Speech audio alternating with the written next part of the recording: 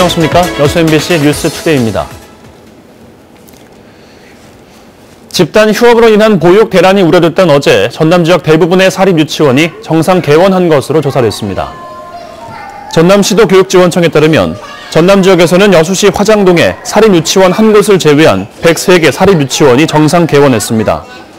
교육청은 개원을 하지 않은 해당 유치원의 경우 폐업 단계에 들어선 것으로 추정된다며 조사 결과 개원을 미룬 것으로 확인되면 해당 유치원의 시정조치 등 행정적 제재를 가할 예정이라고 밝혔습니다. 또 나머지 정상 개원한 유치원도 자율 등원 이후 기초적인 돌봄만 제공했을 경우 유아학습권 침해에 따른 시정명령서를 전달할 계획입니다. 전라남도가 올해 농업인 월급제 지원을 신청한 2천여 농가에 29억 원의 월급을 이번 달부터 매월 지급하기로 했습니다. 전라남도는 도내 6천여 농가를 대상으로 월급제를 추진한다는 목표를 정하고 지난 1월부터 관내 16개 시군이 해당 농협과 업무 협약을 체결하도록 했으며 지난달 말까지 신청 농가가 수매 약정을 체결하면 이번 달부터 월급을 지급할 계획입니다. 전남도는 첫 월급을 지급한 이후 나타난 문제점을 면밀히 분석해 다수의 농가들이 참여할 수 있도록 적극적인 개선책을 마련하기로 했습니다. 어제 전국의 모든 학교가 개학했습니다. 지난해 말 광주 이전 문제를 놓고 몸살을 앓았던 전남대학교 여수 캠퍼스 특수교육학과 신입 학생들도 여수에서 등교를 시작했는데요. 이 학생들이 과연 내년부터는 광주에서 통학할 수 있을지 지역 사회단체와 학교의 합의가 나오지 않고 있습니다. 조희원 기자가 취재했습니다. 전남대 여수 캠퍼스의 특수교육학과에 광주 이전 문제가 수면 위로 떠오른 건 지난해 10월. 전남대가 학과 이전 계획을 발표하자 지역 시민단체와 여수시 등 정치권이 거세게 반발하고 나섰고 특수교육학과 학생들이 찬성 집회를 열며 맞불을 놓자 갈등의 골은 점점 더 깊어졌습니다. 다행히 지난해 말 3차례의 논의 끝에 특수교육학과의 광주 이전이 불가피하다는데 양측이 동의하면서 갈등 해결에 물꼬가 트였습니다. 하지만 아직 세부적으로 조정해야 할 과제가 많이 남은 상황입니다. 지역 시민단체는 구체적인 여수 캠퍼스의 활성화 대책이 선행되지 않는 한 특수교육학과의 광주 이전에 동의할 수 없다며 강경한 태도를 보이고 있습니다. 전혀 여수 캠퍼스 활성화에는 관련되지 않는다, 영향을 미치지 않는다고 생각합니다. 광주에 있는 공과대학 하나는 여수로 옮겨야 되지 않느냐 하는 생각을 하고 있습니다. 이런 상황에서 전남대는 2021학년도 신입생부터 중등 특수교육 전공 학생을 따로 모집하면서 학과 이전의 전초 작업에 들어갔습니다. 이전은 변경 없이 추진하는 대신 여수시와 지역사회의 요구를 최대한 수용해 여수 캠퍼스의 활성화 방안을 모색하겠다는 계획입니다. 올해 글로벌교육원을 신설한 데 이어 수산해양산업과 연계한 조기취업학과를 개설하고 여수 삼동지구에 융합 캠퍼스를 만들어 광주의 공과대학 학생들도 끌어오겠다고 밝혔습니다. 또 지역사회 환원을 위해 여순사건 지역연구소 지원과 국동 캠퍼스를 활용한 대학 자원 공유에 적극 나설 계획입니다. 여수 캠퍼스가 많이 이렇게 약화됐다라고 하는 그런 시민사회 또는 시민들의 의견을 충분히 짐작하고 계십니다. 전남대학에서 하나의 특화된 분야의 어떤 학과 및 그다음에 학부, 단과대학이 될 수 있도록 전남대와 지역 시민단체, 정치권은 오는 6일 5차 논의를 진행합니다.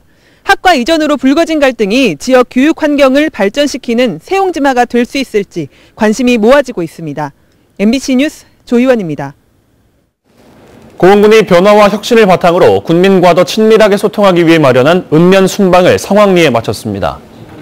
고흥군은 2022년까지 예산 규모 1조 원과 군민 1인당 지역 내 총생산 3천만 원 돌파 달성, 인구 감소율 제로화 실현 등 민선 7기 미래 비전과 올해 군정 방향을 설명하고 군민들의 적극적인 협조와 참여를 당부하는 2019년 읍면 순방을 마무리했습니다. 고흥군은 특히 16개 읍면에서 주민 312명이 415건의 건의사항을 제안해 작년보다는 28%가량 증가했다며 앞으로도 지역 원로 초청 간담회와 섬마을 방문 간담회 등 소통 행정을 강화하겠다고 밝혔습니다. 오는 13일 전국 동시 조합장 선거를 앞두고 도내 20여 곳에서 무투표 당선 사례가 발생할 것으로 보입니다. 전남선거관리위원회에 따르면 지난주 후보자 등록 마감 결과 순천농협과 여수수협 등 도내 29곳에서 한 명의 후보자만 등록을 마쳐 투표와 상관없이 당선이 확정될 것으로 보입니다. 이에 따라 해당 조합에서는 각 정관에 따라 투표일 또는 현 조합장의 임기 종료일 이후 곧바로 신임 조합장의 업무가 시작됩니다. 여수가 관광 명소로 부상하면서 몇 년 새 펜션이 우후죽순 늘고 있습니다. 그에 따른 환경 문제가 대두된 건 어제 오늘 일이 아닌데요. 어제는 그 펜션이 수요 이상으로 너무 많다는 목소리가 나오지만 뾰족한 대책은 없다고 합니다. 강서영 기자입니다. 경관이 좋은 바닷가를 따라 펜션들이 줄지어 지어져 있습니다. 산 중턱, 목 좋은 곳에 크게 자리 잡은 펜션도 보입니다. 여기는 여수시 돌산의 한 펜션 단지입니다. 그런데 이런 펜션이 수요 이상으로 초과 공급됐다는 말이 나옵니다. 지역 부동산 시장에는 경쟁에서 이기지 못하고 매각을 결정한 중저가 펜션들이 쏟아지고 있습니다. 펜션을 내놓으면 더 사는 정도는 나오긴 하죠. 풀빌라라든지 스파 지금 추세가 그러잖아요. 근데 예전에 그냥 민박식으로 펜션 그러다 보니까 손님들이 좀 뜸하지 않겠어요. 지나친 펜션 공급이 과잉 우려로 이어지면서 대책을 촉구하는 목소리도 커지고 있습니다. 지금 여수가 전국적으로 관광지로 각광을 받고 있지만 이것이 언제까지 지속될 것이라는 보장이 없고 자연환경만 훼손하고 완공되지 못하는 채로 방치될 수도 있습니다. 그러나 여수시는 현 상황에서 늘어나는 펜션을 막기 위한 근본적인 대안은 없다고 말했습니다. 돌산 지역의 경우 일반 숙박업 등록이 안 되는 지역이 많은데 주로 이런 지역에 농어촌 민박제도를 통해 숙박업을 등록하면 현실적으로 허가를 받기 어렵다는 겁니다. 관광 숙박업이랄지 일반 숙박업을 할 수 없는 지역들이 많이 있어요, 돌산에는. 네네. 네, 그런 지역들은 단독주택으로 허가를 받아가지고 그분들이 민박으로 등록을 하세요, 이제. 그러니까 이제 법으로 단독주택으로 허가를 받는 것을 막을 수는 없잖아요. 실제로 돌산 지역에 등록된 숙박업소 315개 업소 가운데 농어촌 민박으로 등록한 업소는 전체 64%인 202개 업소였습니다. 여수 지역 관광개발붐으로 숙박업소 공급 과잉을 이기지 못하고 벌써부터 펜션 매물이 쏟아지는 상황. 이를 고려한 꼼꼼한 대책 마련이 필요해 보입니다. MBC 뉴스 강서영입니다. 지난 1월 출범한 여수시 미래발전위원회가 지역 혈안 해결을 위한 본격적인 논의에 들어갔습니다. 여수시 미래발전위원회는 최근 1차 정기회의를 열고 지역 의료 환경 개선 방안으로 인력 양성기관에 대한 인센티브 지급과 도서지역 응급환자 이송을 위한 수상택시 도입 등을 제안했습니다. 또 인구, 교육 문제와 관련해서는 출산지원금 인상과 조선소 유치, 시민과 교육기관의 협력 강화 방안 등을 논의했습니다. 위원회 측은 앞으로 정기 임시회의를 열어 각 분야별 개선 대책을 논의하고 여수시는 이를 정책에 반영할 계획입니다. 한전이 한 주택을 가로지르는 고압선을 이설해주겠다고 약속한 뒤 업무가 바쁘다는 이유로 수개월째 이행하지 않고 있습니다. 고압선 아래 주택에서는 기준치 이상의 전자파가 측정됐습니다. 신광하 기자가 보도합니다. 2년 전 해남으로 귀농한 김성환 씨는 요즘 우울증 약을 복용하고 있습니다. 노후를 건강하게 보내기 위해 농가 주택을 구입했는데 22,000볼트의 고압선이 지붕 위로 지나고 있기 때문입니다. 김 씨는 거실에서 측정한 전자파가 최대 72mHz로 법정 기준치인 60mHz보다 높아 고압선 이설을 한전에 요구했습니다. 한전 해남지사는 지난해 10월 전선을 옮기기로 약속하고 이설용 전주를 심었지만 넉 달이 지난 지금까지 이설을 하지 않고 있습니다. 하고 해준다고만 하지 이유가 뭐냐니까 대답도 안 했어요. 죄송합니다 말만 하죠. 미안합니다 말만 했습니다. 이설용 전주도 최근 담벼락으로 기우는 등 부실 시공 논란을 빚었습니다. 한전 해남지사는 전력선 이설에 적합한 날짜를 잡지 못해 공사를 하지 못했다고 해명했습니다. 이게 해야 되는데 저희가 그 다른 고객님하고 또 약속이 있지 않습니까? 한두 건이 저희가 그 1년에 한 500건 이상 지정 전주가 접촉이 됩니다. 사유지를 지나는 고압선과 전주는 소유자가 요청하면 한전은 의무적으로 옮겨야 합니다. 그러나 2000년 이전 시설된 농어촌 지역 고압선과 전주는 현황 자료조차 없어 주민들이 직접 확인하고 이설을 요구해야 합니다. MBC 뉴스 신광하입니다.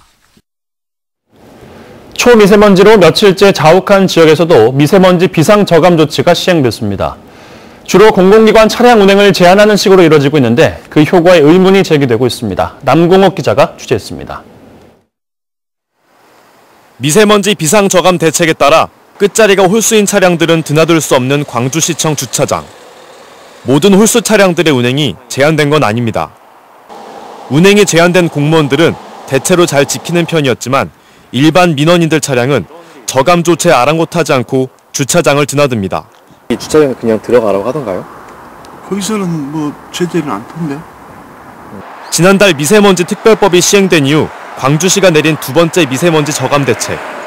2부제 차량 운행과 공사장 조업 단축에 집중되고 있는데 그 실효성에 의문이 제기되고 있습니다. 광주시에 등록된 66만 대 차량 가운데 비상 저감 조치 대상이 되는 차량은 공무원과 공공기관 소유의 11,000여 대로 광주시 전체 차량의 1.7%에 불과합니다. 절반 정도가 자동차 이동 오염원으로 인한 미세먼지 오염이 되고 있는데, 이런 현재 광주는 이제 공공기관으로만 한정이 되어 있기 때문에 이렇게 미세먼지가 심각한 일수가 지속될 때는 조금 더 강력한 정책이 필요할 것 같습니다. 반면 미세먼지 배출의 주범인 자동차 배출가스 5등급 차량은 광주 전남에 8만여 대에 이르는데 등록 차량의 15%를 차지하고 있습니다.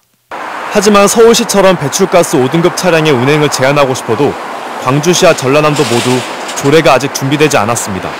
바로 상반기에 바로 이렇게 될 수 있는 거 할 수 있을 것 같고요. 좀 설치를 좀 하자 라고 이제 제안을 드렸었고, 그거 관련해서는 좀 적극적으로. 광주시와 전라남도는 올 상반기 안으로 미세먼지 조례를 만들어 대응한다고 하지만 실제 예산을 확보하고 적용할 수 있는 건 빨라야 내년 초입니다. 어디 광주 관문 몇 곳에 설치했다 이런 부분 결과가 나오면 그 예산을 국비 예산을 반영을 해서 내년 초부터 그 부분 작업을 진행할 계획으로 지금 잡고 있습니다. 어느덧 시민들의 일상이 돼버린 미세먼지. 불편함은 날로 더해가고 있지만 이를 막을 대책과 제도는 미세먼지 확산의 속도를 따라가지 못하고 있습니다. MBC 뉴스 남궁옥입니다.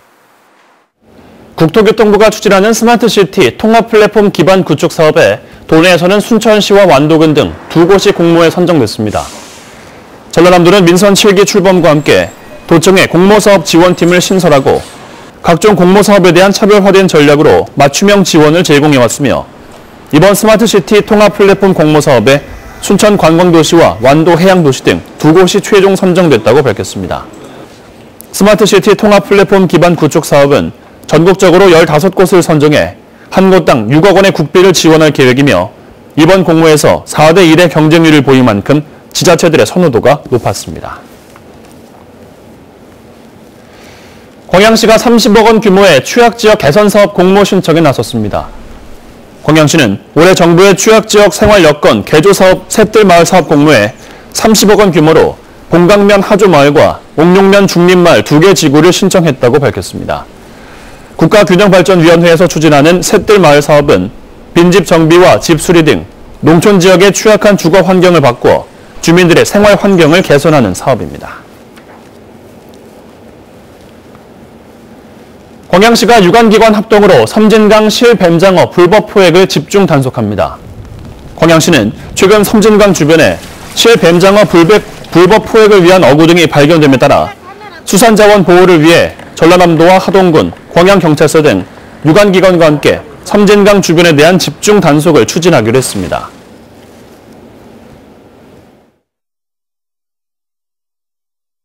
스크류에서도 불안합니다. 특히 오늘 아침 서해안을 중심으로는 안개까지 매우 짙게 뒤엉켜 있어서 출근길 교통 안전에도 주의가 필요합니다.